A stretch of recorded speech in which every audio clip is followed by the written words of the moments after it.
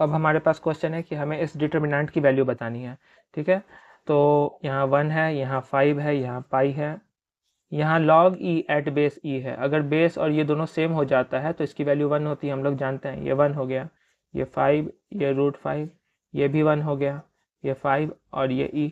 अब हम लोग जानते हैं अगर किसी डिटर्मिनेंट का 2 रो या फिर 2 कॉलम सेम हो, है ना, या सेम रेशियो में हो, तो हम लोग उस डिटर्मिनेंट की वैल्यू 0 कर देते हैं, 0 के इक्वल कर देते हैं। मान लेते हैं कि 0 ही आएगा, ठीक है। प्रॉपर्टी है कि अगर 2 रो या 2 कॉलम सेम हो या 2 रो या 2 कॉलम के एलिमेंट प्रोपोर्शनल हो तो डिटर्मिनेंट की वैल्यू 0 होती है हमेशा।